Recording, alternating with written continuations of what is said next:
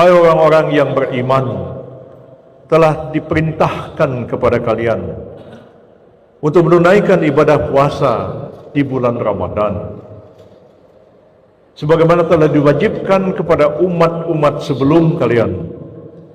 Mudah-mudahan dengan ibadah puasa itu kalian akan mampu meningkatkan diri kalian menjadi orang-orang yang bertakwa kepada Allah Subhanahu wa taala. Jadi semua itu fungsinya adalah fungsi penyadaran, fungsi mengingatkan diri kita sendiri, fungsi mengingatkan orang lain, mengingat diri kepada Allah, mengingat hakikat dan makna kehidupan kita di dunia ini sebenarnya. Kita hidup ini hanya sementara, tidak akan selamanya. Kita hidup akan mati. Kematian bukanlah akhir daripada segala-galanya. Itulah fungsi agama.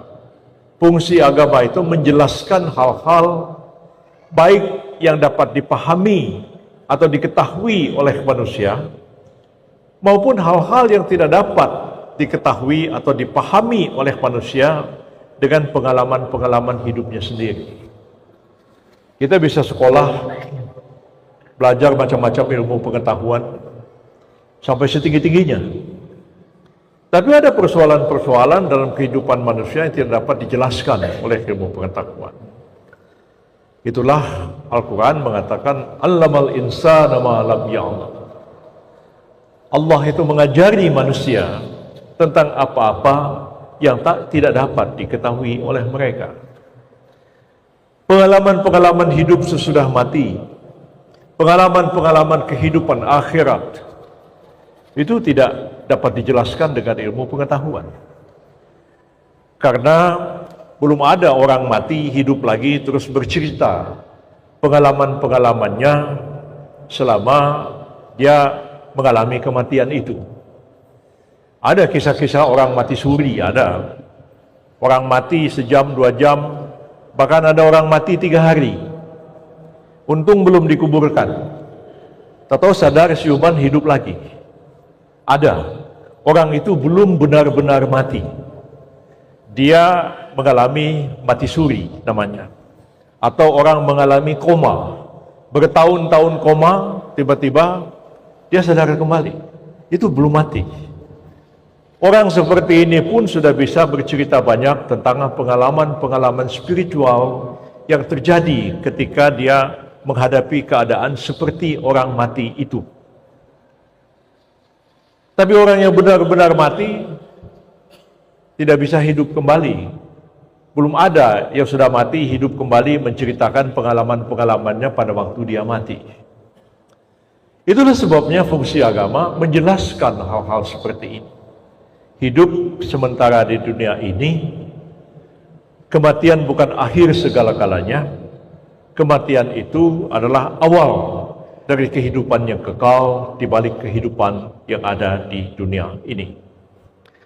Sebab itu di dalam Al-Quran berkali-kali dikatakan orang-orang yang beriman kepada Allah dan beriman kepada hari akhir,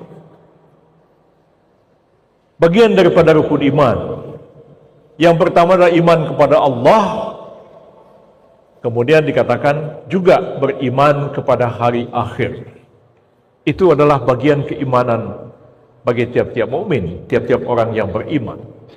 Iman kepada hari akhir itu adalah percaya bahwa hidup di dunia ini hanya sementara. Kita mati itu tidak selesai. Mati itu adalah awal dari kehidupan yang kekal dan abadi, di mana spirit orang hidup kembali. Mungkin juga bahkan sebagian dari Al-Quran mengatakan secara fisik pun manusia itu dihidupkan kembali, dan semua orang akan dimintakan pertanggungjawaban atas apa yang dia lakukan selama kehidupannya di dunia ini. Wa may ya'mal mithqala dzarratin khairan yarah. Barang siapa berbuat kebaikan sekecil apapun kebaikan akan dibalas setimpal dengan kebaikan yang dilakukannya. Sebaliknya juga wa may ya'mal mithqala dzarratin syarran. Siapa yang melakukan kejahatan sekecil apapun kejahatan, maka dia akan dibalas setimpal dengan kejahatannya. yang dilakukannya. Dikatakan Allah itulah Al-Hakim. Allah itulah hakim yang sesungguhnya. Hakim yang sesungguhnya bukan hakim di dunia ini. Hakim di dunia ini hakim manusia. Ya. Memang dia belajar hukum dan harus membuat keputusan kalau pengadilan kita itu demi keadilan berdasarkan ketuhanan yang Maha Esa. Tapi apakah hakim itu betul-betul hakim yang adil, hakim yang sempurna? Belum tentu. Karena itu jadi hakim jangan sembarangan. Dalam hadis Nabi dikatakan, bagi seorang qadhi, bagi seorang hakim, adalah lebih baik baginya dalam berijtihad, membuat keputusan, ya, akan lebih baik bagi hakim itu apabila dia salah berijtihad dalam membebaskan seseorang daripada dia salah berijtihad dalam menjatuhkan hukuman kepada seseorang. Mengapa begitu? Lebih baik hakim itu dia salah ambil keputusan dalam membebaskan daripada dia salah mengambil keputusan dalam menjatuhkan vonis atau hukuman. Bayangkan kalau hakim itu salah mengambil keputusan hukuman mati.